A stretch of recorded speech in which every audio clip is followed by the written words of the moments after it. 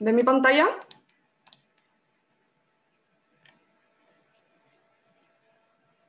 Ya, gracias por confirmar. Primero me presento. Hola a todas, todos, todes. Mi nombre es Javiera. Estoy en el Mayor de Hidráulica y voy a ser su ayudante este semestre. Darles la bienvenida al curso. Esta ayudantía va a ser sobre principalmente las propiedades de los fluidos y a modo de motivación, invitarlos a que se involucren un poco con el curso porque si bien es un curso introductorio al comportamiento de los fluidos, eso no lo quita que puede ser muy entretenido. Así que los voy a invitar a que investiguen más allá de la clase, hagan preguntas y quién sabe pueden encontrar un tema que en verdad los apasione. Cualquier pregunta me pueden interrumpir nomás, y también quería contarles que está el Pepe, que es el otro ayudante, por si quieren hacer las preguntas por el chat, porque yo probablemente de repente no alcanzo a leerlo, etc. ¿Ya? Me preguntan si existe la posibilidad de que los otros profes de la otra sección puedan subir sus clases al Drive. La verdad es que no lo sé, pero puedo consultarlo, ¿ya? Y las slides están en algún otro lado. ¿Qué slides? ¿Las de esta ayudantía o las de la profesora? No, estas slides son mías, ¿ya? Y solamente va a estar disponible el video y también las respuestas de las preguntas. Pero van a tener el video por si quieren volver a verlo, etc. La ayudantía me dijeron que ya estaba en Canvas. Si alguien me puede confirmar, si la pueden ver. Ya, bacán. Ya, súper. También cualquier consulta a lo largo del ramo, yo feliz de responder sus correos. Mi correo es javc@rauce.cl. Ya, entonces vamos a empezar. Primero que todo, ahí sí. Ya, ¿qué es un fluido entonces? Es una sustancia que puede ser líquido o gas. Lo destaco porque de repente solamente se considera como los líquidos, pero también el aire puede ser un gas y otras sustancias más complejas, claramente, que se va a deformar continuamente ante fuerzas tangenciales, ¿ya? O sea que como ven en esta figura, este fluido está sometido a una fuerza que va tangencialmente a este fluido y se va a deformar continuamente mientras se está aplicando esta fuerza, ¿ya? Y a diferencia de los sólidos, que si los comparamos, vemos que en esta imagen que muestra un sólido, se le aplica esta fuerza tangencial y este va a llegar a un límite que va a llegar a un equilibrio donde se va a deformar, ¿ya? Y va a llegar al equilibrio con la fuerza y va a quedar en un reposo. Mientras a diferencia que este fluido va a escurrir, que es lo que se refiere cuando se dice que se deforma continuamente en el tiempo, ¿ya? Luego, si pasamos a las propiedades de los fluidos, los podemos clasificar según si dependen o no de la cantidad. Estas, por ejemplo, las propiedades extensivas, que son las que sí dependen de la cantidad de fluido, como puede ser la masa, el calor, el peso, la energía, incluso otras, y también las que no dependen de la cantidad de fluidos, que son las llamadas intensivas, que son la temperatura, densidad, elasticidad, viscosidad, etcétera, que van a ser características del fluido de la sustancia en que estemos hablando, ¿ya? Y bueno, un tip que yo me gusta usar para saber si es que una propiedad es extensiva o intensiva es preguntarme, si yo duplico la cantidad, ¿duplica la propiedad? Por ejemplo, si yo tengo un fluido de elasticidad X y yo lo multiplico esto por 2 veces su masa, la elasticidad va a seguir siendo la misma, ¿ya? Entonces, por eso decimos que es una propiedad intensiva. Y una observación interesante que me pareció importante es que las propiedades específicas son las que vamos a utilizar cuando son de cociente entre dos propiedades extensivas. Ya lo vamos a ver más adelante, pero usamos estas propiedades específicas para independizarnos de la cantidad de fluido, ¿ya? Porque es más fácil medir un volumen que una cantidad de masa en un fluido, porque como por ejemplo nosotros vemos que los fluidos escurren, de repente va a ser muy difícil medir la cantidad de masa que hay, sino que mejor vamos a ver cuánta masa va a pasar por una cantidad determinada de volumen. Por eso las propiedades específicas van a ser muy útiles en este caso. Javi, Dime. si puedo solamente complementar rápidamente eso, piensen que, por ejemplo, cuando uno está estudiando un río y quiere saber la energía cinética que lleva ese río, no vamos a saber cuál es la masa de ese río. O sea, es como absurdo pesar lo que pesa un río. Lo que sí podemos saber es cuál es la densidad del agua en un río, la densidad de agua salada o de agua dulce. Y entonces ahí podemos como trabajar. Esa es la idea. ¿Ya? Claro, exactamente a eso me refería, pero Pepe lo puso en un ejemplo un poquito más claro. Gracias. Bueno, entonces aquí tenemos algunas propiedades útiles, que son la masa específica, que coloquialmente la nombramos como densidad, pero realmente esta va a ser la cantidad de masa que hay por unidad de volumen. También tenemos el peso específico, que va a ser la masa específica por la gravedad, que al final va a ser la acción de la fuerza-peso. La densidad acá en fluidos lo tomamos como la masa específica del fluido que vamos a trabajar, partido por la masa específica de un fluido de referencia, que en este curso el 99 o 100% de las veces, en verdad, esta masa específica de referencia va a ser la del agua, ¿ya? Que como la puse ahí, van a ser 1000 kilogramos, por metro cúbico. Y la viscosidad va a ser la resistencia que va a ejercer un fluido ante su deformación, que está representado por la letra mu, y usualmente también vemos en este curso que se utiliza la viscosidad cinemática, que va a ser este mu partido por su masa específica, ¿ya? ¿Alguna pregunta hasta el momento? No, el PowerPoint no se va a subir porque ustedes van a disponer del video. Entonces, si quieren volver a ver el PowerPoint, pueden volver a ver el video, ¿ya? Y sí, el PowerPoint es solamente un repaso de la materia, por si acaso. Estamos viendo rapidito para que ustedes tengan estos conceptos claros a la hora de hacer ejercicio.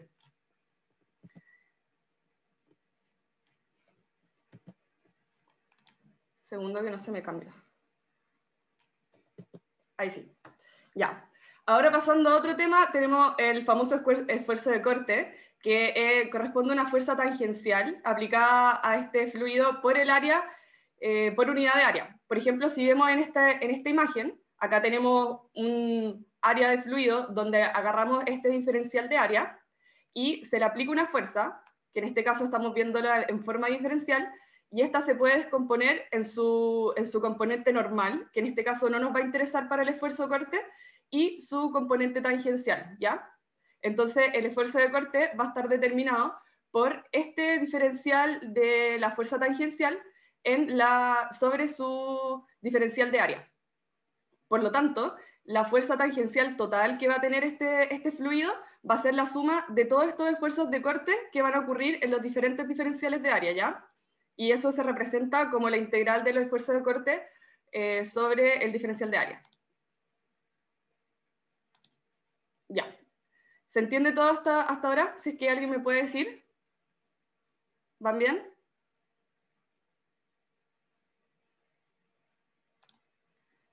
Gracias. Ya. Seguimos entonces.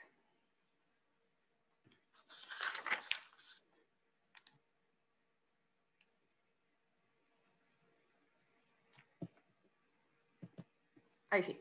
Ya. Y otra expresión del esfuerzo de corte es esta expresión que ven acá, que está determinada por un esfuerzo de corte inicial más la viscosidad por esta expresión que se llama la tasa de deformación, ¿ya? Que lo que va a decir es el cambio de velocidad que hay según el espesor que nos vamos a enfrentar del fluido. Esto en la otra diapositiva lo vamos a ver un poco más claro, pero al final va a ser cuánto se va a deformar por un esfuerzo de corte. Y les pongo esta expresión porque, como ven acá en este gráfico, tenemos diferentes tipos de fluidos que según sus características se van a comportar de diferente manera según nosotros le apliquemos un esfuerzo de corte, ¿ya? Por ejemplo, estos son los fluidos newtonianos que se comportan de forma lineal cuando uno le aplica un esfuerzo de corte y su tasa de deformación, y hay otros que no, que van variando su viscosidad según el esfuerzo de corte que nosotros le vayamos aplicando. Por ejemplo, aquí les dejé dos imágenes. No sé si alguna vez lo hicieron, pero el típico experimento de mezclar maicena con agua, donde cuando uno le aplica fuerza, se pone muy duro, o sea que esto significa que este fluido aumenta mucho su viscosidad ante el esfuerzo que nosotros le estamos aplicando. Y por otra parte, esta es pintura, que no sé si alguno de ustedes ha pintado con rodillos, que de repente al principio es mucho más difícil empezar a pintar y luego esto fluye como con mucha mayor facilidad. Y esto es porque el fluido disminuye su viscosidad cuando nosotros le aplicamos este esfuerzo, ¿ya? Bueno, pero afortunadamente nosotros en este curso vamos a trabajar con fluidos newtonianos, entonces se cumple esta relación, donde el esfuerzo de corte va a estar determinado por la viscosidad por la tasa de deformación nuevamente. Que ahora sí, si lo vemos en esta imagen, la tasa de deformación va a ser el cambio de velocidad que ocurre entre las capas de fluido, ¿ya? Determinado por este espesor. Y bueno, acá aprovechándome de esta imagen surgen dos conceptos que son interesantes, que es el perfil de velocidad, que va a ser la distribución de velocidad de un fluido, que depende de la ubicación, que en este caso la ubicación está dada por este espesor H, ¿ya? Y la condición de adherencia, que va a ser que la capa de fluido que está adyacente a este plato va a tomar la misma velocidad. Entonces, por eso, esta capa de fluido va a tener velocidad v, pero mientras que esta parte del fluido va a tener velocidad 0, porque esta placa está fija. ¿Se entiende? Y bueno, acá me faltó decir que este perfil es un perfil de velocidad lineal. ¿Se entiende? Sí. Ya. Sí. Bacán. Bueno, un repaso corto de leyes de gases ideales. Esta es la típica fórmula, solamente que expresada por su masa específica.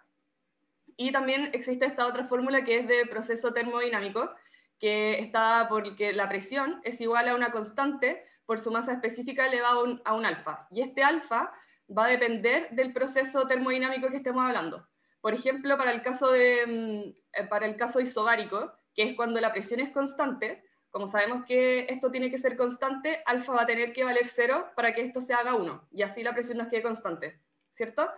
Entonces, repasando, un proceso isotérmico es cuando la temperatura es constante, isobárico la presión es constante, isocórico el volumen va a ser constante, y un proceso diabático es cuando no hay intercambio de calor. Y por último, quería dejarle esta diapositiva para recordar que el trabajo en gases va a ser menos la integral de esta presión por su variación de volumen, porque al final va a ser el trabajo que va a ejercer una fuerza por el desplazamiento que va a ocurrir, por ejemplo, en este pistón que vemos acá. Y una compresión va a ser cuando el entorno realice trabajo sobre el sistema, que en este caso el sistema vendría siendo este gas que está acá atrapado, y la expansión, el gas va a realizar el trabajo sobre el entorno. Y por último, recordar que la relación entre energía y trabajo va a estar dada que la variación de energía o la energía que yo requiero para desplazar este gas, en este caso, va a estar dada por el trabajo realizado para llegar desde un estado hasta el otro. ¿Se queda claro? Una pregunta. Dime. Lo que pasa es que en termodinámica bueno, depende de la termodinámica. Cuando el gas realiza trabajo, el W lo consideran como cero, el trabajo. ¿Cómo? ¿Cuando el gas realiza trabajo? Sí, el W es positivo, perdón. Es que eso en verdad va a depender mucho de la convención que tú uses. Porque, Sí, por eso pregunto. Sí. es que en este curso la verdad es que no es tan relevante eso de la convención, sino más que la interpretación termodinámica que tú utilizas. Porque, por ejemplo, yo en termodinámica sí utilizaba, si mal no recuerdo, que la compresión el trabajo iba a ser negativo, porque el entorno realiza sobre el gas, y si el gas realizaba trabajo iba a ser positivo, o sea, Sí. expansión.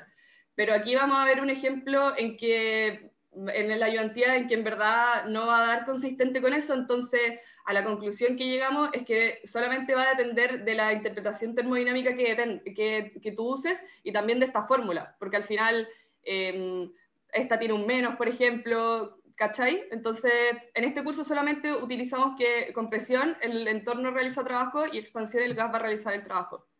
Ya, gracias. De nada. No sé si alguien más tiene alguna pregunta, porque esto sería el resumen de la materia y ahora vamos a pasar a hacer los ejercicios.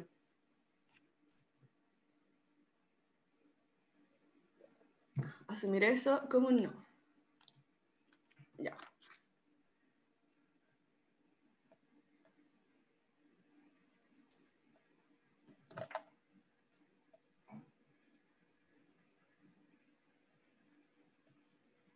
Ya, todos tienen su ayudantía a mano.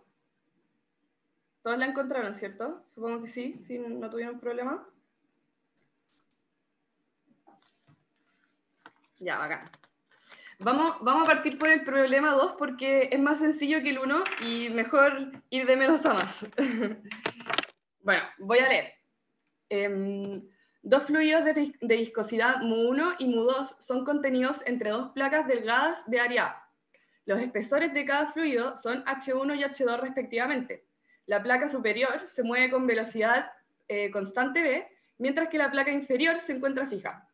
A, ¿cuál es la velocidad de I en la interfaz de ambos fluidos? Y B, encuentre la fuerza F para que la placa superior se mueva con velocidad v. ¿Ya? Entonces, ¿qué está pasando en esta imagen? Que esta es la imagen del problema. Nosotros estamos aplicando una fuerza en la placa superior. Se ve muy poquito mi lápiz, pero espero que se esté entendiendo, si no me interrumpen nomás. Y esta fuerza va a provocar que este fluido se empiece a desplazar y este también. Como ven acá, los dos perfiles de velocidad son lineales, pero no son iguales entre sí, ¿ya? Y además que los fluidos tienen viscosidades diferentes. Entonces, lo primero que vamos a recalcar es que, como lo que acabo de decir, tenemos dos fluidos de viscosidad, con perfiles de velocidad lineales. Entonces, por ejemplo, voy a poner un ejemplo cualquiera, porque no nos dan el perfil de velocidad.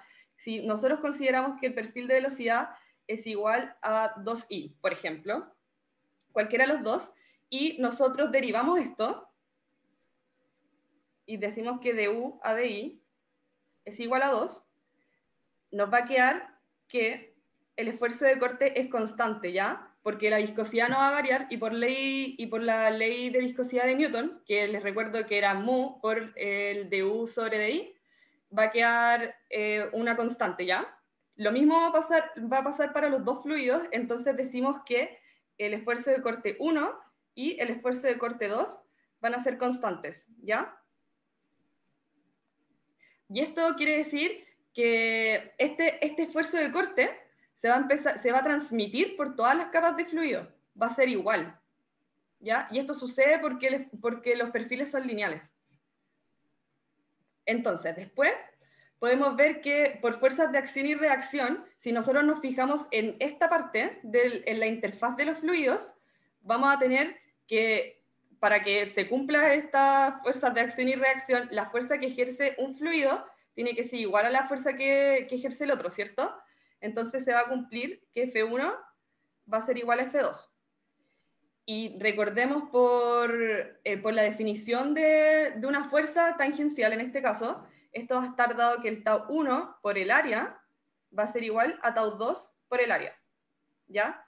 Acuérdense, el área va a ser el área de contacto que existe entre los dos fluidos, que se los voy a dibujar así, que sería como esta área de esta placa, ¿ya? No sé si lo logran ver, pero eso sería. Entonces, como estas dos áreas van a ser iguales, finalmente nos va a quedar que el esfuerzo de corte del fluido 1 va a ser igual al esfuerzo de corte del fluido 2, ¿ya? Y, por ende, vamos a tener que el esfuerzo de corte es igual a la viscosidad del fluido 1 por su tasa de deformación, y esto va a ser igual a la viscosidad del fluido 2 por su tasa de deformación respectiva. Ya, ¿queda claro hasta ahí? ¿Todo bien? Yo me perdí. No sé si lo voy a repetir de nuevo. Ya, ¿te quedó claro que los esfuerzos de corte tienen que ser constantes? No. Ya, lo repito. ¿Por qué el perfil de velocidad era lineal? Porque esto es lo que nos muestra esta figura.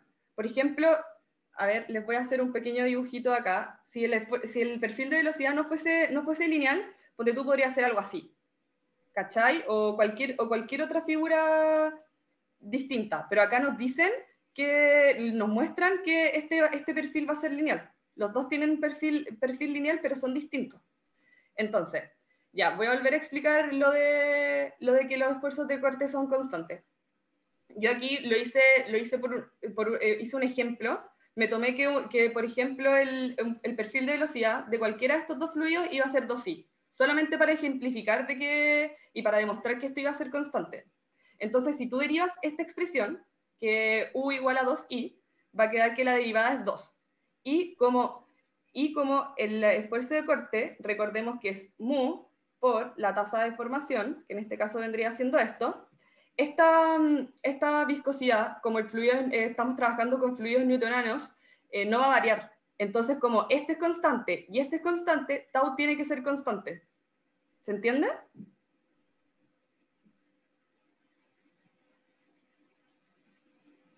¿Hola? ¿Podéis repetirlo, por favor? Ya. Pasa que en los fluidos, cuando trabajamos con estos perfiles lineales, estas fuerzas, estos esfuerzos, se transmiten, ¿ya? Entonces, van a ser constantes porque estamos trabajando con perfiles de velocidades lineales. Entonces, yo para mostrárselos, me puse un ejemplo. En este caso, tenemos que un perfil de velocidad lineal va a ser 2i, porque es una recta al final. Eso determina que sea un perfil lineal. Si nosotros derivamos esto con respecto a i, nos va a quedar que la derivada de la velocidad respecto al i va a ser 2, ¿ya? Entonces, por la ley de viscosidad de Newton, que es esta que tenemos acá, sabemos que el esfuerzo de corte va a ser la viscosidad por su tasa de deformación, el de U a de I. Y como la viscosidad va a ser constante, y también la tasa de deformación va a ser constante, porque dijimos que aquí nos iba a dar 2, este esfuerzo de corte tiene que ser constante. Perfecto, gracias. ¿Queda más claro? ¿Sí? Sí. Tengo una pregunta. Sí. Dime. Cuando dice esa de por fuerzas de acción y reacción F1 igual F2, ya, el F es tau por A igual a tau por A, ¿esa A es sección transversal? Esta A es el área de contacto que va a haber entre el fluido y, por ejemplo, en este caso, entre los dos fluidos o entre la placa, que vendría siendo esta placa de acá. Van a tener esta misma, todo este pedacito van a estar en contacto al final y esto tiene área A. ¿Ya? A eso nos referimos con esa área. Es el área de contacto entre los fluidos. ¿Y en qué caso no podría ser igual? No, es que siempre, sí, po, ese es como la gracia, que al final en esto, como tenemos estos dos fluidos en contacto, siempre va a ser igual, porque no podemos tener como un área distinta si estamos solamente poniendo dos fluidos juntos. No sé si me explico. Ya, ok. ¿Sí? Eh, si puedo cortito, Javi, ¿Sí? al final lo que está pasando, el esfuerzo de corte, es cuando yo tengo una mesa y pongo la mano y en vez de empujar la mesa así, eso sería realizar una presión, yo pongo la mano plana y tiro la mesa para acá. Y eso es por ley de Newton, yo le estoy ejerciendo una fuerza, a un esfuerzo de corte por este movimiento a la mesa y por Newton la mesa me está realizando a mi mano también. Eso mismo. ¿Ya? Y eso es lo que ocurre entre cada capa diferencial de fluido. Entonces, tengo el fluido acá, acá, y en la capa superior la está empujando y este se desplaza un poquito, y la superior acá, y la superior acá, y al final por eso se me genera este triángulo. Que en este caso es un triángulo por ser lineal, pero también podría ser como parabólico o hiperbólico o lo que sea. Pero lo que siempre ocurre es que cada capa le ejerce este movimiento, así, esfuerzo de corte, a cada capa superior de fluido. ¿Ya? Y eso es una condición de borde, eso se ha de cumplir ahí en esa interfaz. ¿Ya? Eso. Una pregunta, que en el caso de que fuese parabólico, ahí no podríamos igualar las fuerzas de ambos, ¿cierto? También, también, Sí, claro. siempre. Es que, sí, Porque es en esa interfaz claro, diferencial. si te das cuenta, estamos viendo solamente en este punto.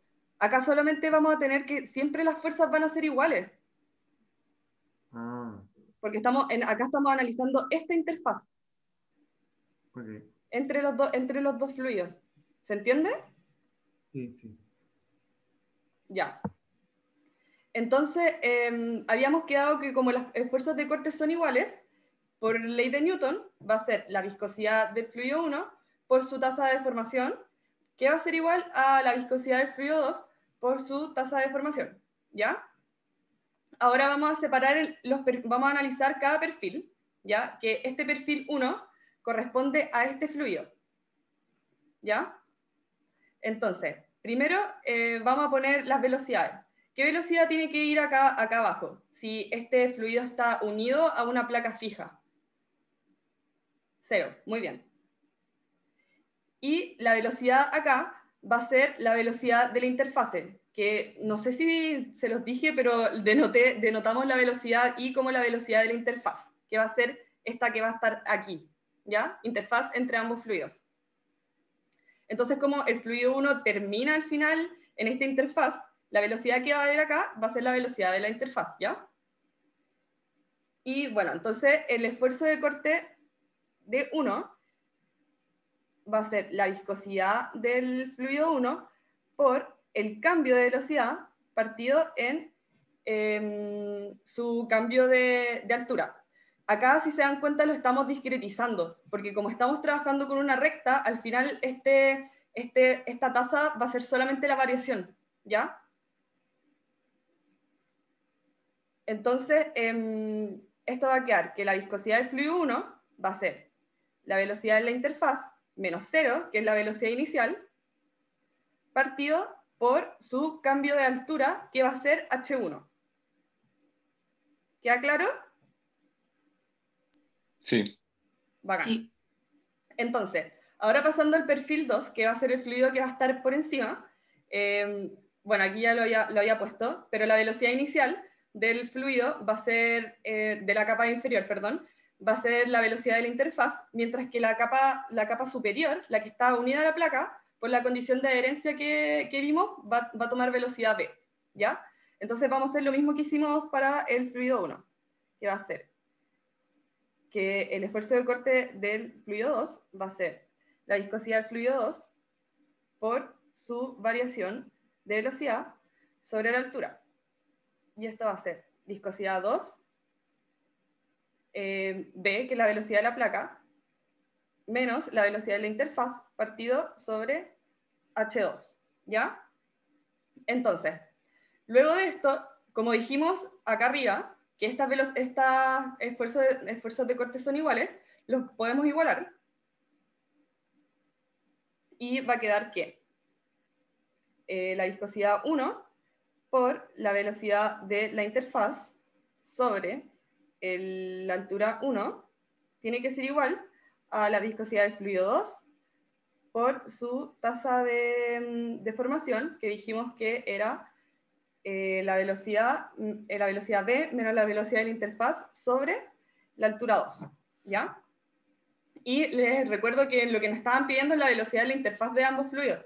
Entonces podemos despejar, y esto va a ser mu1 sobre h1 más mu2 sobre h2, todo esto, b sub i, y esto es mu2 por b partido en h2. Y haciendo reducción y simplemente reordenando los términos, vamos a llegar a que la velocidad de la interfaz es mu2 por h sub 1 por b partido en h2 mu1 más h1 por mu2. Y ahí tenemos la velocidad de la interfaz. ¿Ya? ¿Queda claro? ¿Está bien?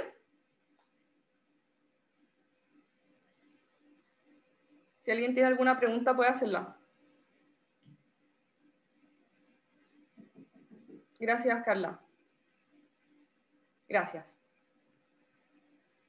Ya, entonces vamos a pasar a la parte B, que en la parte B nos preguntaban nos pedían que encontráramos la fuerza F para que la placa superior se mueva con velocidad V, ¿ya? Porque este al final era el dato que nos daban, que esta placa tiene que moverse con velocidad V, pero nosotros no sabemos la fuerza, ¿ya? Y por eso también lo pudimos usar acá, esta velocidad V, para encontrar la velocidad de la interfaz. Entonces nos preguntan la fuerza en la placa.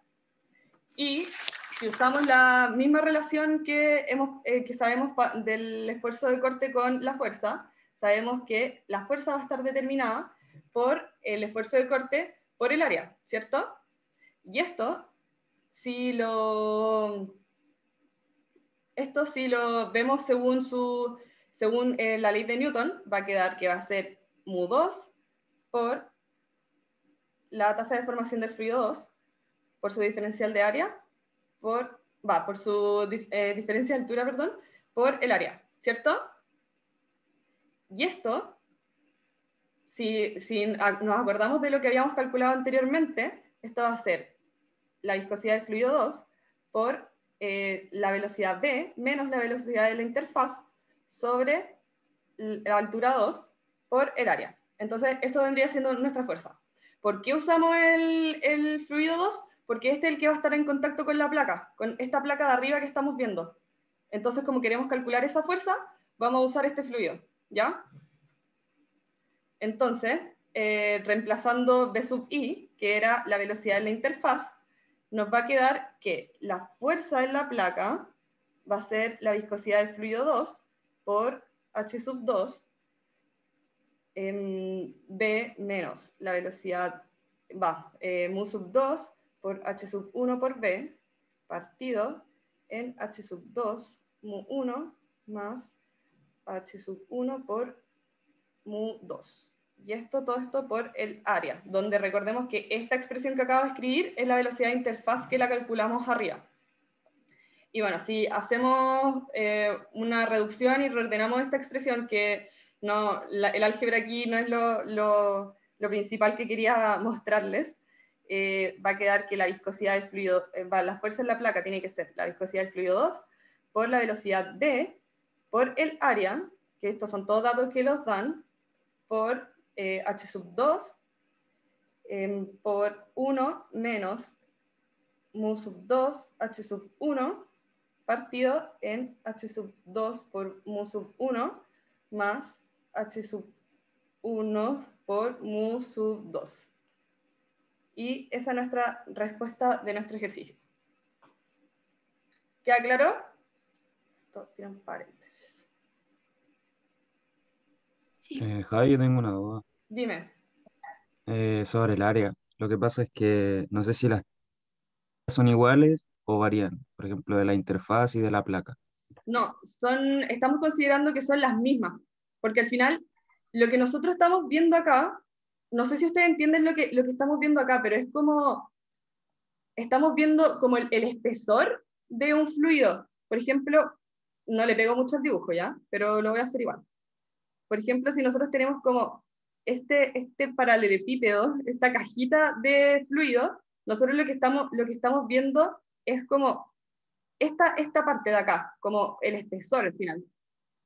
¿Cachai? Entonces, el área de contacto que nosotros vamos a tener va a ser la misma en todas partes. En la interfaz, en el contacto del fluido 2 con la placa, porque solamente estamos agarrando este diferencial, esta parte de fluido, que al final va a ser un fluido que va como a pasar por esta caja, por así decirlo. ¿Se entiende? Ok, vale. Sí, sí. Gracias. Ya. ¿Alguien más tiene alguna otra duda? Si no, para seguir con el otro ejercicio. ¿No? Ya. Entonces vamos a pasar al ejercicio 1, ¿ya?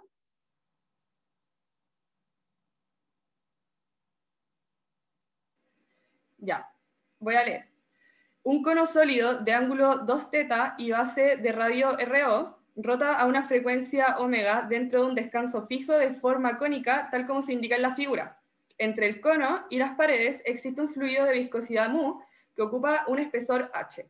Asumiendo que en el fluido se obtiene un perfil de velocidades del tipo u, que depende de i, es igual a por i al cubo, siendo a una constante y i el eje en dirección radial medido desde la pared fija. Se pide encontrar el momento externo necesario para mantener el cono girando a la frecuencia angular constante omega. ¿Ya? Entonces, ¿qué sucede en esta imagen? Tenemos este cono, esta figura, que va a rotar sobre este descanso que va a tener acá, en todo esto se encuentra un fluido, ¿ya? Y lo que el perfil de velocidad que va a ocurrir en este fluido, que ya lo vamos a ver un poco más adelante, no es lineal. Ya no podemos hacer los cálculos lineales que hicimos en el ejercicio anterior, ¿ya? Entonces, lo primero que tenemos que saber, y que tenemos que recordar un poco de cursos como dinámica, es que el momento que va a ejercer una fuerza va a ser la fuerza por el brazo, ¿cierto? Y si esto lo escribimos de una forma diferencial, vamos a tener que el diferencial del momento va a ser el radio por el diferencial de la fuerza. ¿Ya? ¿Por qué trabajamos con...? ¿Por qué no se puede asumir que sea lineal? Porque nos dicen que no es lineal. Este es el perfil de velocidad. ¿Cachai? Ya sabemos que esto no va a ser lineal. En el otro ejercicio no nos decían que, creo que no sé si salía explícito, pero la imagen nos mostraba que era lineal, que era una recta al final. Acá nos están dando una expresión que claramente no es lineal. ¿Ya? Entonces, sabemos que el diferencial de la fuerza, por la expresión que hemos trabajado en el ejercicio anterior y que vimos en el repaso, tiene que ser igual al esfuerzo de corte por el diferencial de área. ¿Ya?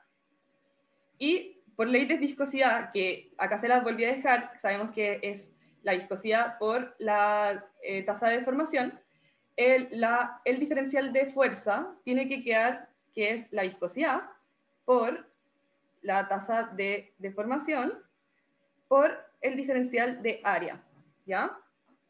Entonces, finalmente, si reemplazamos esta expresión en el diferencial de momento, nos va a quedar que va a ser el radio por la viscosidad, por la tasa de deformación, que va a estar dada por el perfil de velocidad que nos dan, por el diferencial de área, ¿ya?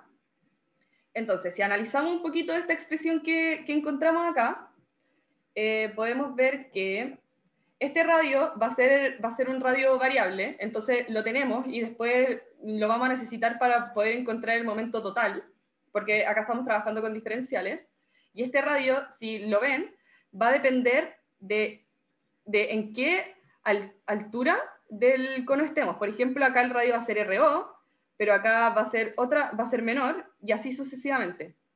A ese radio se refiere, ¿ya? Luego, la viscosidad es constante y la conocemos, pero no tenemos ni la tasa de deformación ni el diferencial de área que necesitamos. Entonces, nuestro problema se va a reducir a encontrar estas dos incógnitas para poder encontrar el momento. Ya. Tengo una duda. Dime. Sí, que me perdí. ¿De dónde parte la fuerza? O sea, ¿en qué sentido se está ejerciendo? ¿Para abajo? No, es que esto es un momento externo. Acá no existe como una representación de la fuerza, no estamos ejerciendo fuerza, sino que solamente tenemos este cono rotando y por esta rotación tenemos este momento externo. O sea, el momento externo en verdad genera esta rotación angular constante omega. Pero aquí no vamos a tener que representar las fuerzas ni eso. ¿Ya? Entonces, vamos a ir a encontrar primero que todo la tasa de deformación. Y aquí ahora sí les voy a explicar un poquito qué significa este perfil de velocidad que no es lineal, ¿ya? ¿Y eso qué significa que no sea lineal? Que la distribución de velocidad no va a ser uniforme, ¿ya? Por ejemplo, si vemos acá, lo voy a acercar un poquito para que lo vean mejor, el fluido que está... primero, disculpen, acá lo que estamos viendo es una imagen del cono visto desde arriba, ¿ya? Si recuerdan de nuestro ejercicio, este era el cono total, entonces nosotros lo vamos a poner visto desde arriba, y este fluido que vemos acá va a estar por todo el contorno del cono. Entonces por eso se ve de esta manera. ¿Ya? ¿Lo logran ver? ¿Se entiende eso? Qué importante que lo entiendan. ¿Sí? Ya. Entonces, ¿qué significa este perfil de velocidad que no sea lineal? Que en esta parte del fluido, donde va a estar en contacto con el descanso de esta figura, o sea, la pared, por así decirlo, acá va a haber una velocidad cero, y en este punto la velocidad que va a adquirir esta capa de fluido va a ser la misma velocidad del cono, ¿ya? Y esta I de la expresión del perfil de velocidad, esta que vemos aquí, se va a referir a este cambio de altura, que podría ser en cualquier punto, porque nosotros podemos medir la velocidad en cualquier punto de este fluido, ¿ya? Y este espesor total tiene un valor de H, por lo que nos decían en el enunciado, que aquí dice que tiene espesor H, como lo muestra la figura. Entonces, de nuestros cursos de dinámica, tenemos que recordar que la velocidad tangencial, en cualquier punto de este cono, que va a estar visto así, va a estar dada por que la velocidad es igual a omega por r, que es la velocidad angular por el radio, ¿ya? Y si se dan cuenta, precisamente esta velocidad tangencial es la misma que va a ver acá, entonces, por lo tanto, en la capa de fluido que está adyacente al cono va a tomar esta velocidad. O sea, esta capita de aquí va a tener una velocidad omega r. ¿Ya? Y eso, ya.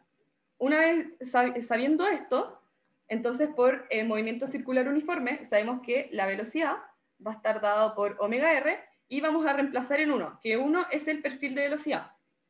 ¿Ya? La velocidad en I igual H, primero, eso me faltó explicar, que vamos a reemplazar en la velocidad cuando el I, o sea que este espesor vale H, porque esta relación de que la velocidad es igual a la velocidad angular por el radio, solamente se va a cumplir cuando esta capa de fluido esté en contacto con el cono. Entonces por eso tenemos que reemplazar en I igual H. Y esto, por nuestra expresión del perfil de velocidad, va a ser A por H al cubo, que va a ser omega R, ¿ya? Simplemente reemplazamos en nuestro perfil de velocidad. Entonces, teniendo esta expresión, podemos... ¿Ya? ¿Puedo explicar eso? Sí. Lo que va a pasar, ¿por qué reemplazo en I igual H?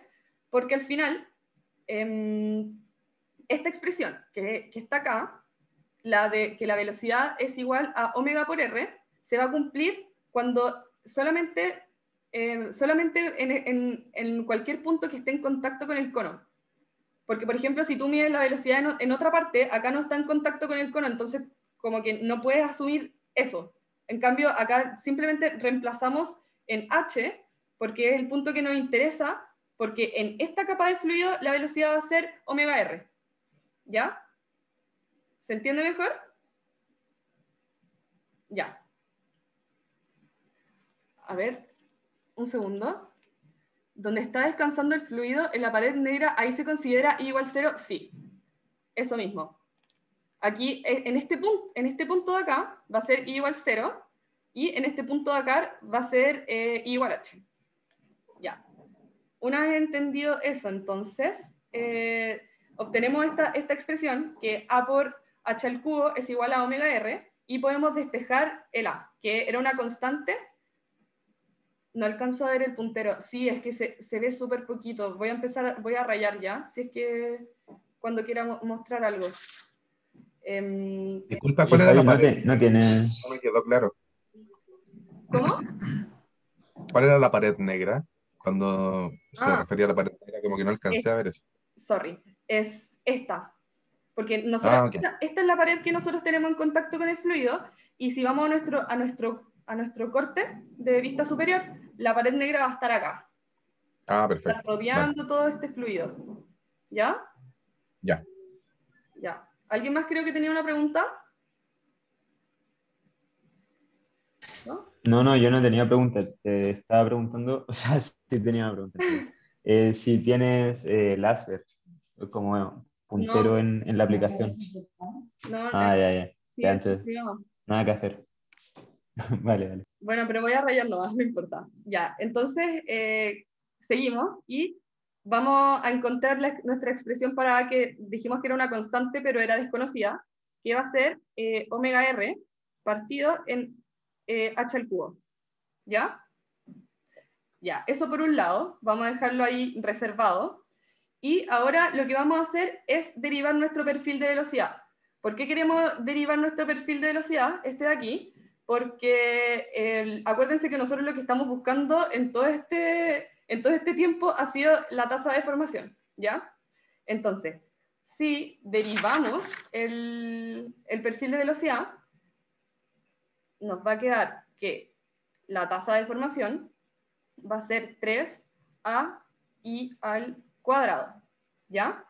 Y ahora, si reemplazamos la expresión de a que nosotros habíamos encontrado, va a quedar que la tasa de deformación, el dB sobre dI, va a ser 3 omega r sobre h al cubo por i cuadrado, ¿ya? Entonces, ahora finalmente lo que nosotros tenemos que hacer para encontrar esta tasa de deformación respecto a todo el espesor del fluido, que recordemos que este espesor era h, tenemos que reemplazar esta expresión que nos quedó dependiente de i, aquí, en el espesor que nosotros queremos, que es i igual h, ¿cierto? Entonces, esto finalmente nos va a quedar que la tasa de deformación en i igual h va a ser 3 omega r partido en h. Esa es nuestra tasa de deformación que nosotros estábamos buscando. ¿Ya? Ya. Entonces, ahora que encontramos esta tasa de deformación, que era una de nuestras incógnitas, la otra que nos queda es el diferencial del área. ¿R no debería ser R0? No, porque es que este R, buena pregunta, este R que está acá va a ser variable, porque como habíamos explicado, si volvemos a nuestra figura inicial, el SR lo que va a representar es todos los distintos radios que van a existir acá. ¿Ya? Entonces eso va a ser, en verdad eso va a ser variable. ¿Ya? Entonces claramente el radio al final va a ir desde un R0, R igual 0, que va a ser en este punto donde el radio vale 0, hasta R, donde el R vale, un radio donde vale R0, que es el radio del cono. Pero no podemos reemplazar el R por R0. Ya. De nada. Entonces, ahora sí, vamos a volver al ejercicio y vamos a encontrar el diferencial del área. Aquí les dejé un recordatorio que el diferencial del área siempre va a ser la superficie en contacto con el fluido. Así que, ¿alguien me podría decir cuál sería la superficie que está en contacto con nuestro fluido? ¿Qué parte toca nuestro fluido?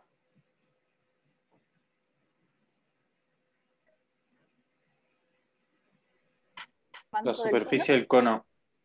Ya, bien, ya, sí, L, bien. Específicamente, lo que nosotros vamos a buscar va a ser el área lateral del cono, ¿ya? El manto del cono, ya, bien.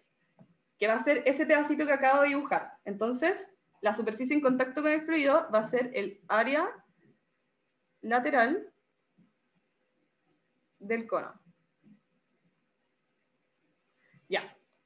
Entonces, recordando fórmulas y expresiones, sabemos que el área lateral de un cono va a estar dado por el perímetro, o sea, 2πr, por el diferencial de la generatriz, que es este lado L que yo lo nombro acá. ¿Ya? Esto va a ser un diferencial de área de cono, que al final ese es el área lateral que estamos buscando, que es la que está en contacto con nuestro fluido. Ok, entonces ahora lo que vamos a hacer, aquí lo que hicimos, voy a mostrar un poquito aquí, desde este cono, que era el cono como total, completo, vamos a extraer aquí un pequeño pedacito de cono, un diferencial de volumen de cono, si ven que va a quedar este corte, y luego de esta misma diferencial, lo que vamos a hacer es extraer una placa de área, un diferencial de área que es como una plaquita de área del cono, y por eso queda esta figura que ven aquí, ¿ya? Y ahora, si volvemos a analizar cuáles van a ser sus componentes. No entendí bien eso. Ya. Disculpa, que no entendí eso. Ya, tranqui. Vamos de nuevo. Lo que pasa acá es que acá sacamos un diferencial de volumen de nuestro cono, ¿ya? Entonces, lo que vamos a hacer ahora es dividir este diferencial de volumen en dos y vamos a extraer un pedacito del área, un diferencial del área. Al final es como, si tú pones plano esta figura y te das cuenta que va a quedar como un triángulo simplemente, así, y vamos a extraer este pedacito de acá, que al final es un diferencial del área. ¿Ya? Sí, perfecto. Ya, ¿y para qué hacemos esto? Porque acuérdense que nosotros estamos buscando el diferencial de área que está dado por este diferencial de la generatriz. Y nosotros no conocemos el diferencial de la generatriz. Entonces, eso es lo que estamos buscando ahora. Por eso estamos haciendo toda esta descomposición de la figura.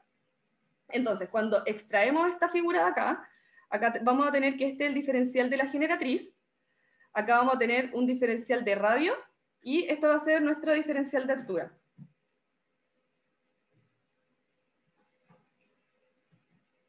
Esa figura sigue siendo el diferencial del área del manto. Esta de acá, esta te refieres como...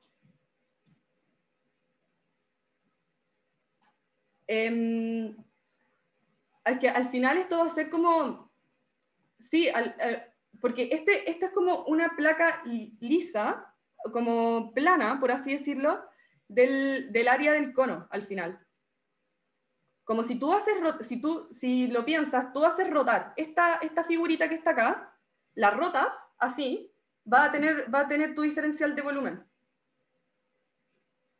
O de área, por ejemplo, si es que solamente consideras el área. Y no, ¿ya? Eso. Pero simplemente estamos extrayendo esta figura para poder encontrar una expresión de nuestra generatriz. Entonces, si usamos trigonometría, y otra cosa importante es que como esta figura, esta que está acá, es solamente la mitad, el dibujo que le había hecho recién, la extrajimos de la mitad, y este cono tenía un ángulo 2θ, acá se va a formar por semejanza de triángulo, va a quedar que este angulito de acá, que va a ser lo mismo que este que está formando acá, tiene que ser θ, ¿ya? Por eso nos queda ahí un ángulo θ. Entonces, ahora si seguimos, sabemos que el seno de θ va a estar dado por el diferencial del radio sobre el diferencial de la generatriz. Entonces, despejamos y esto va a quedar que el diferencial de la generatriz va a ser el diferencial del radio dividido en el seno del ángulo, o sea, seno de θ. Listo, encontramos la expresión para nuestro diferencial de la generatriz y entonces ahora volvemos que nosotros estábamos buscando el diferencial de área, ¿cierto? Entonces, reemplazando esta expresión que habíamos encontrado en nuestra expresión del diferencial de área, vamos a tener que el diferencial de área va a ser 2pi por r por dr partido en seno de θ.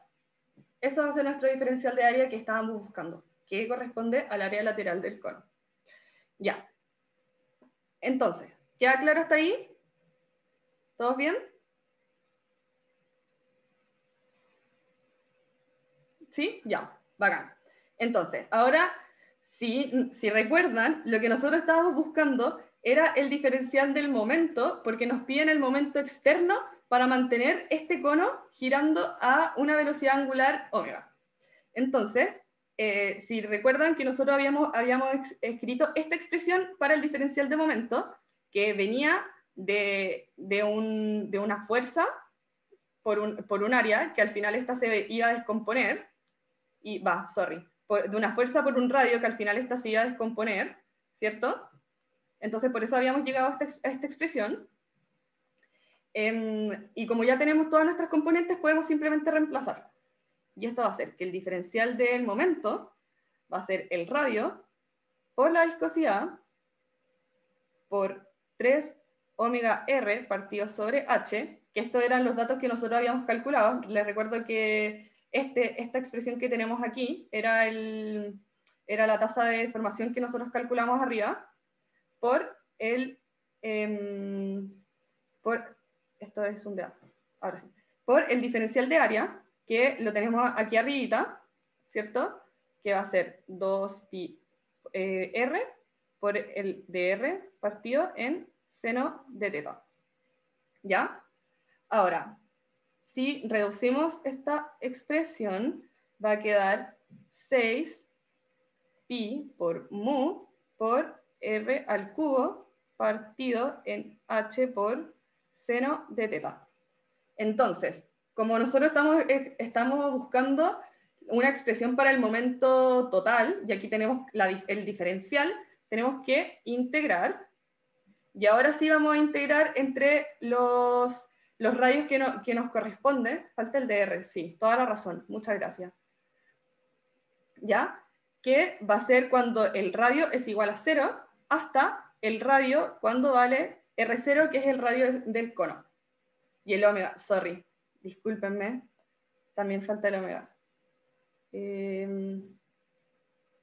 Esto es 6 omega. Ya, ahí sí, lo siento por eso. Bueno, si integramos ahora, esto va a quedar, que va a ser que el momento va a ser 6/4 omega pi por la viscosidad por r al cuadrado partido en h por seno de teta, y esto va a estar evaluado entre r sub 0 y 0, ¿ya? Y si ahora reemplazamos estos valores y resolvemos esto, nos va a quedar que el momento externo necesario para para girar este conito va a ser 3/2 pi omega por mu r sub 0 a la cuarta partido por h por seno de teta. Y este es el resultado final del ejercicio. ¿Alguna pregunta? Dale, pregunta nomás sobre la tasa de deformación.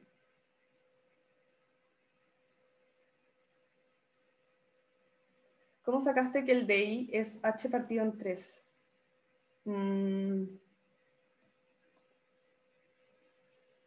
El DI, o sea, ¿podría explicarte mejor? Porque para la tasa de deformación, lo que hicimos primero, acuérdense que fue encontrar esta expresión general, que era que la velocidad tiene que ser igual a omega por r. Despejamos el a de esta expresión de acá, y luego lo que hicimos fue derivar el perfil de velocidad, que recordemos que el perfil de velocidad era a por i al cubo. Entonces, como nosotros queremos la tasa de deformación, lo derivamos para encontrar esta expresión, y después reemplazamos la expresión de a que teníamos. ¿Sí? Ya. Yo tengo una pregunta. Dime. El momento lo vamos a considerar siempre positivo, ¿verdad? Sí, es que si te están hablando de un momento externo, acá al final no podemos trabajar como, por ejemplo, con la regla de la mano derecha para saber si es positivo o negativo. Así que en este caso sí.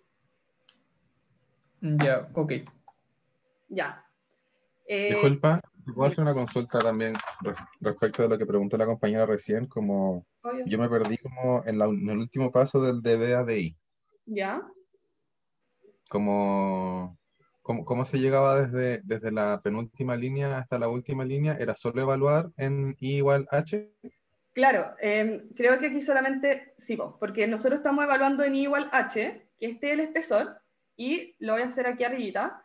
Si reemplaza ese valor, te va a quedar que el diferencial, o sea, la tasa de deformación, perdón, va a ser 3 omega r sobre h al cubo por h al cubo, que solamente reemplazamos el I igual H. Y esto si lo despejas, esto sí sorry, me equivoqué aquí. Ahora sí. Si esto lo divides, va a llegar a que la tasa de deformación tiene que ser 3 omega r partido en h. ¿Sí? Ya, muchas gracias. Ok, ya. ¿Alguien más tiene alguna pregunta, si no, para pasar al último ejercicio? ¿Por qué hay que evaluar en h? Porque al final nosotros queremos la tasa de deformación en todo el espesor de nuestro fluido. ¿Ya? Como nosotros queremos ver el momento que se genera disculpa, como nosotros estamos calculando esta tasa de deformación en el fluido, tenemos que evaluarlo en todo este espesor. No nos sirve de nada, por ejemplo, dejarlo hasta aquí, hasta la mitad, o tomar cualquier otro pedacito, sino que nosotros necesitamos encontrar la tasa de deformación en todo el fluido. Y como este fluido tiene espesor H, que también sale acá en esta figura, tenemos que evaluarlo en ese punto, que al final vendría siendo entre 0 y H. Por eso hablamos en H. ¿Queda un poco más claro? ¿Sí? Ya. ¿Alguien más tiene alguna pregunta?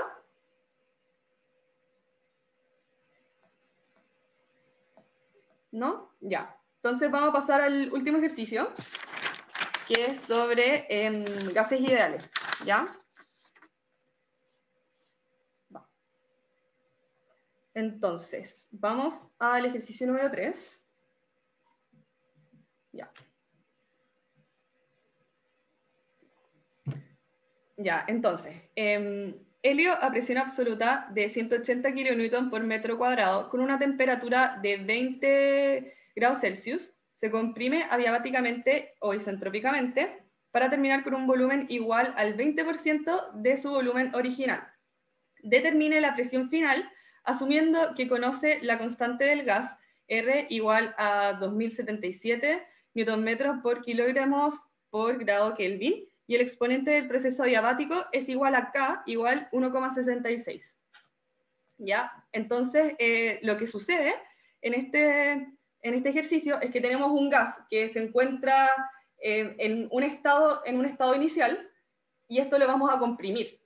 O sea, vamos a reducir su volumen y va a aumentar su presión, ¿ok? Entonces, en el estado inicial, ¿qué podemos ver acá? Que en el estado inicial tenemos una presión de 180 kN por metro cuadrado, su temperatura es 20 grados Celsius, la constante R, y esta constante adiabática va a ser 1,66, ¿ya? Que al final, bueno, acá lo vamos a ver mejor. Primero recordar que el proceso isentrópico es un proceso adiabático irreversible, y recordemos que en los procesos adiabáticos el intercambio de calor es 0, entonces esto va a ser 0, y el alfa, que recordemos que el alfa está en esta expresión, acá, que esto es constante, que es la ecuación de un proceso termodinámico, el alfa en este caso para un proceso adiabático es igual a K. Aquí aparece nuestro K, que es la constante adiabática, ¿ya? Entonces, en realidad, esta expresión del proceso adiabático va a quedar así, con el alfa, que en verdad va a ser un K, ¿ya? Entonces, en primer lugar, vamos a usar la ecuación de los gases ideales para encontrar la masa específica en el estado 1, ¿ya? Y, bueno, aquí les dejé la ecuación. Entonces, la masa específica 1 va a ser la presión en el estado 1 dividido en R por T sub 1, ¿ya?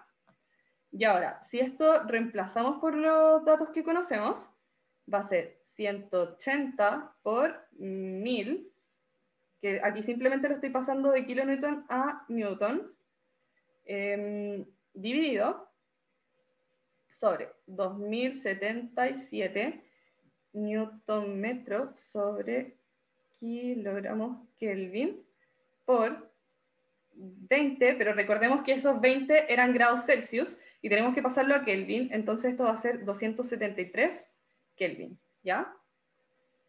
Entonces, haciendo estos cálculos, que nuevamente no vamos a hacer los cálculos tan específicos porque no es la idea del ejercicio, esta masa específica del estado 1, que es antes de la compresión, va a ser 0,2958 kilogramos por metro cúbico. Ya. Aquí tenemos entonces la masa específica 1. Ahora, ya, como estamos buscando la presión final, tenemos que empezar a encontrar los datos para el estado 2, ¿cierto? Entonces, lo primero que vamos a hacer va a ser calcular la masa específica en el estado 2. Y como observación, quería recordarles que la masa va a ser constante, entonces la masa en el estado 1, la masa en el estado 1 tiene que ser igual a la masa en el estado 2. No hay variación de masa, aquí solamente va a variar el volumen, ¿ya? Entonces por eso se mantiene constante. Entonces, si ahora buscamos una expresión para la masa específica 2, sabemos que la masa específica es la cantidad de masa sobre el volumen, que en este caso, como es la masa específica en el estado 2, el volumen tiene que ser el volumen 2, ¿ya? Y acuérdense que el volumen 2 era el 20% del volumen inicial. ¿Eso cómo se escribe? Va a ser volumen 1 por 0,2, ¿ya? Y esto, si lo resolvemos, va a quedar 5 por m sobre el volumen inicial, ¿ya? Y recordemos que esta expresión que tenemos acá correspondería a la masa específica en el estado 1, ¿cierto? Entonces, finalmente vamos a tener que la masa específica en el estado 2 va a corresponder a 5 veces la masa específica en el estado 1. ¿Ya? Listo. Entonces, ahora volvemos a nuestra ecuación de proceso, que es esta que tenemos acá, que recordemos que el alfa se reemplazaba por un K, por ser un proceso adiabático. Y como esto es constante, se va a cumplir que va a ser constante para el estado 1 y para el estado 2, ¿ya? Entonces podemos igualarlo y va a quedar que la presión en el estado 1 sobre la masa específica en el estado 1 elevado a K tiene que ser igual a la presión en el estado 2 dividido en la masa específica del estado 2 elevado a K, ¿ya?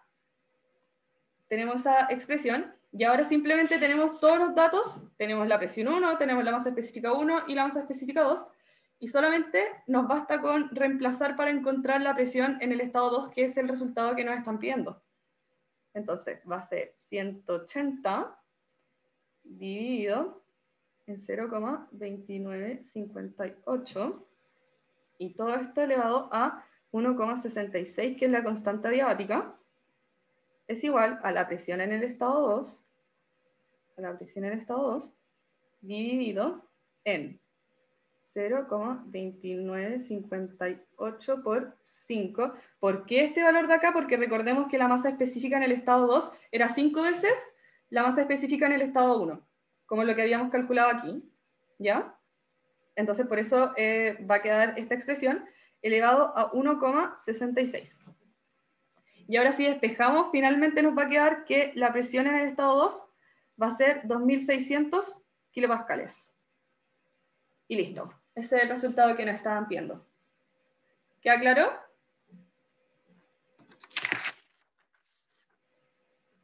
¿Sí? ¿Podemos hacer un mini resumen de este ejercicio? Obvio. Ya. ¿Qué pasa en este ejercicio?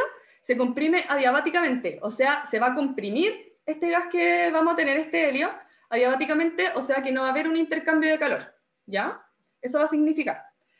Entonces, nos dan los datos del estado 1, que tenemos el dato de presión, de temperatura, la constante de los gases y la constante adiabática, que va a definir el proceso, que es 1,66.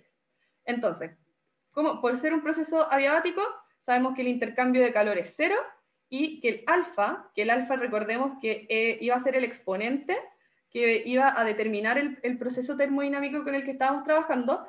Alfa en un proceso adiabático es K, ¿ya?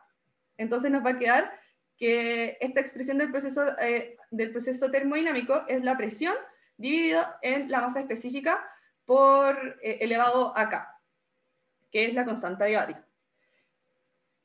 ¿De dónde sacaste la masa específica del estado inicial? Acá la vamos a calcular, justo llegamos a eso. Entonces, para calcular la masa específica del estado 1, porque recordemos, nos dan datos de presión, de temperatura, pero no nos dan la masa específica en el estado 1. Entonces vamos a usar la ecuación de los gases ideales, ¿ya? Que recordemos que es la presión igual a la masa específica por el R por la temperatura.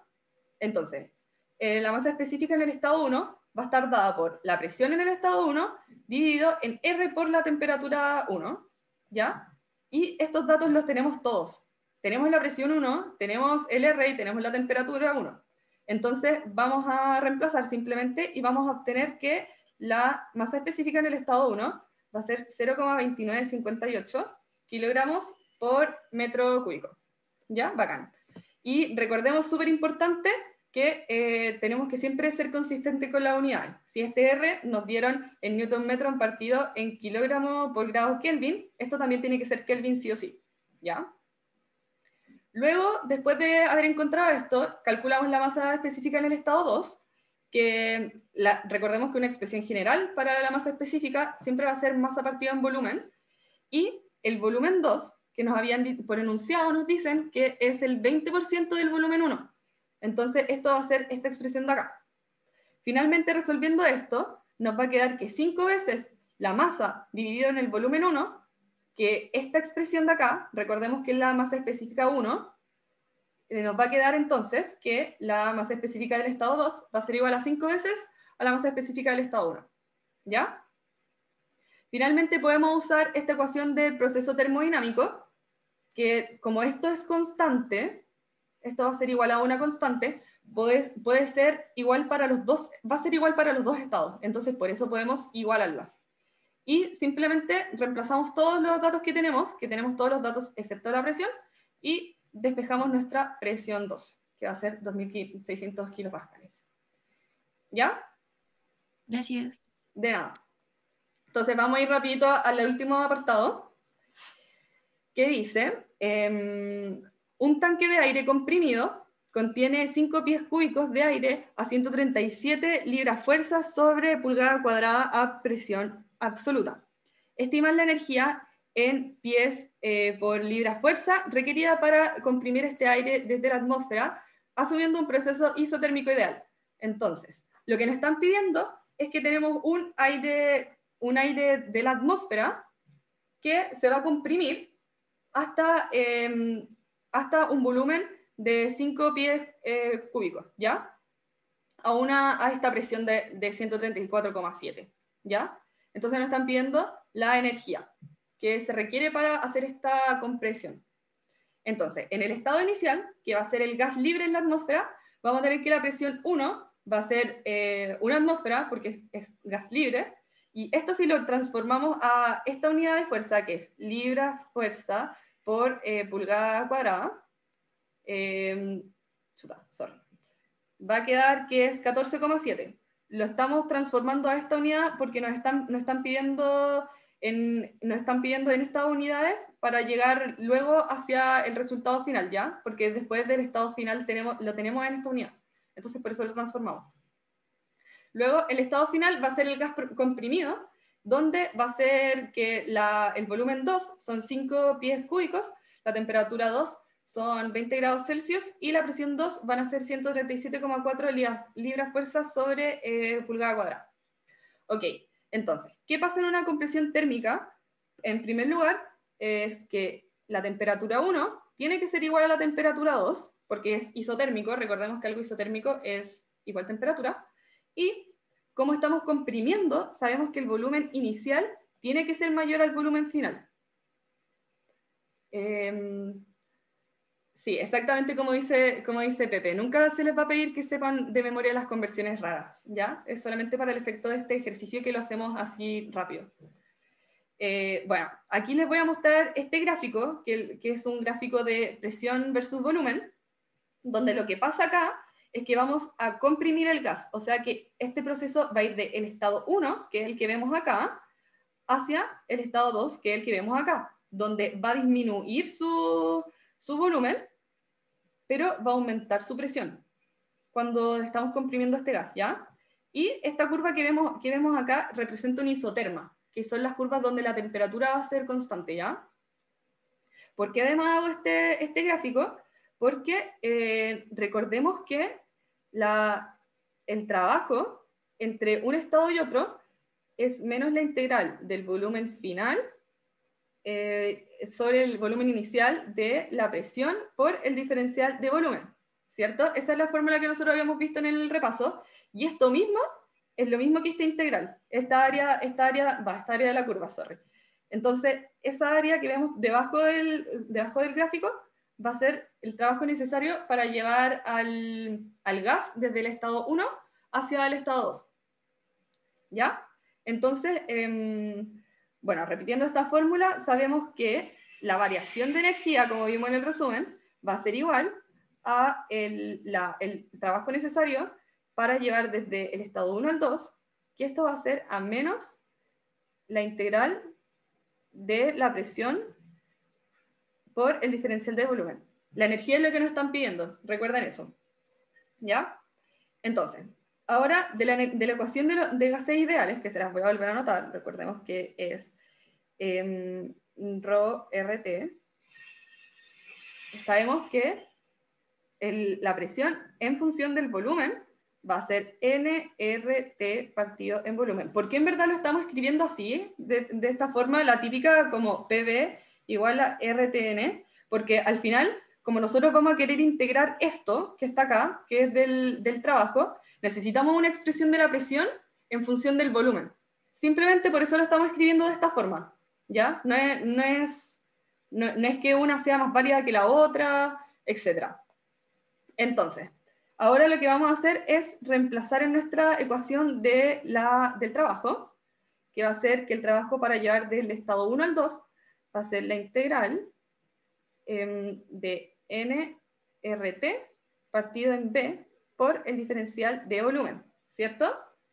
Y eso, si lo resolvemos, va a quedar que menos nRT por el logaritmo natural de B, que es la integral de 1 partido en B, evaluado en el volumen final sobre el volumen inicial. Esto va a ser menos nRT por el logaritmo natural del volumen final menos el logaritmo natural del volumen inicial. Simplemente reemplacé los valores, ¿ya? Y esto finalmente, por propiedad de los logaritmos, recordemos que cuando los logaritmos se restan, en verdad podemos expresarlo como una división, ¿cierto? Y esto va a ser menos nRT, logaritmo natural del volumen 2, partido en el volumen 1. ¿Ok? Ya. Una vez teniendo esto, recordemos que en un proceso isotérmico, ¿qué se mantiene constante? La temperatura, ¿cierto? Entonces, tenemos que nRT es igual a PV, tiene que ser constante. Estos dos, obviamente, el N y el R siempre van a ser constantes, entonces por eso tiene que ser constante, y esta expresión, por la ecuación de los gases ideales, tiene que ser igual a PV. Entonces por eso podemos poner que nRT igual a PV es igual a constante, ya en un proceso isotérmico. Entonces, como es constante, se va a mantener para el estado 1 y para el estado 2. Por lo tanto, podemos igualarlos, y va a ser que el P1 por el volumen 1 tiene que ser igual a la presión 2 por el volumen 2, ¿cierto? Esto, si lo pasamos de un lado para el otro, va a ser que P1 sobre P2 es igual a volumen 2 sobre volumen 1, ¿ya? Y estamos buscando esto mismo, esta expresión, para poder reemplazarla aquí, ¿ya? Porque nosotros estamos buscando la energía, ¿cierto? Que entonces tenemos que encontrar esta integral que resolvimos acá. Entonces, ahora podemos reemplazar en nuestra ecuación de trabajo, que va a ser, bueno, y también lo otro importante es que esta expresión que tenemos acá es constante, ¿cierto? Por lo que nosotros habíamos dicho por el proceso isotérmico. El nRT tiene que ser constante. Entonces podemos reemplazar en el estado 1 o en el estado 2, y vamos entonces reemplazando, porque no tenemos datos de masa ni eso, entonces vamos a reemplazar que va a ser el trabajo, va a ser menos la presión 2 por el volumen 2, por el logaritmo natural de la presión 1 sobre la presión 2. ¿Por qué usamos estos datos? Porque son datos que nosotros conocemos, ¿ya? Entonces, finalmente, ya como tenemos todos los datos, simplemente podemos reemplazar, ¿ya? Y va a quedar que el trabajo para llevar del estado 1 al 2 va a ser menos 134,7 libras fuerza sobre pulgadas cuadradas. Importante, acá vamos a hacer una transformación. 144 pulgadas cuadradas es igual a un pie cuadrado. Eso tienen que saberlo. Por 5 pies cúbicos, que es el volumen 2, por el... Voy a seguir aquí abajito, ¿ya? El logaritmo natural de la presión 1, que son las 14,7, partido en la presión 2, que son 134,7. Que todos estos datos los sabemos, incluso los dan denunciado, ¿ya? Entonces, ahora, finalmente, este resultado, si nosotros resolvemos todo esto, va a ser 214,839 libras fuerza por pie, que esto es aproximadamente este valor de aquí. ¿Por qué hicimos esta transformación de acá? Simplemente porque como lo teníamos en libra fuerza sobre pulgada cuadrada, a nosotros nos estaban pidiendo en esta unidad. Entonces por eso hicimos esta transformación, ¿ya? Y bueno, eso sería el resultado final. No sé si alguien tiene alguna pregunta. Estamos en la hora. Yo me puedo quedar un ratito más por si es que alguien necesita resolver alguna pregunta. ¿Quedó claro esto? A mí me queda una duda. Dime. Antes del resultado del trabajo entre 1 y 2, como no entendí cómo se llegó a esa expresión. Antes del resultado del trabajo entre 1 y 2. ¿Cuál de todas estas? ¿Aquí abajo, al final? No al final, sino como donde sale el trabajo un poco más abajo. Trabajo entre 1 y 2 es igual a menos P2 por B2, el logaritmo natural de P1 sobre P2. Ok, ya. Entonces, nosotros habíamos quedado que la expresión de nuestro trabajo era esta de aquí. A esta expresión habíamos llegado cuando nosotros integramos, ¿ya? Pero lo que pasa es que en un proceso isotérmico, esta expresión que tenemos acá, todo esto se va a mantener constante. ¿Por qué? Porque la masa va a ser constante, o sea, los moles van a ser constantes, el R siempre va a ser constante y la temperatura va a ser constante por ser un proceso isotérmico, ¿ya? Y por fórmula, nosotros sabemos que PV es igual a nRT, que es la ley de los gases ideales, y como esta expresión es constante, esta también tiene que ser constante, ¿ya? Y si es constante, algo se cumple que va a ser igual para los dos procesos. Entonces, por eso podemos igualar. P1 por volumen 1 es igual a presión 2 por volumen 2. Y aquí hacemos este despeje y podemos reemplazar. ¿Y por qué?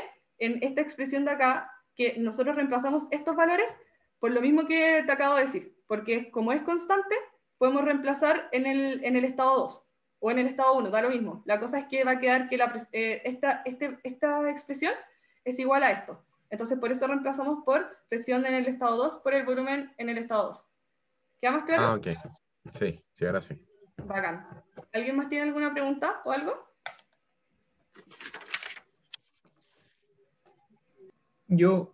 Para las pruebas nos van a pasar como una tabla con las fórmulas, algo, como una guía. Espérate, voy a tener primero la grabación.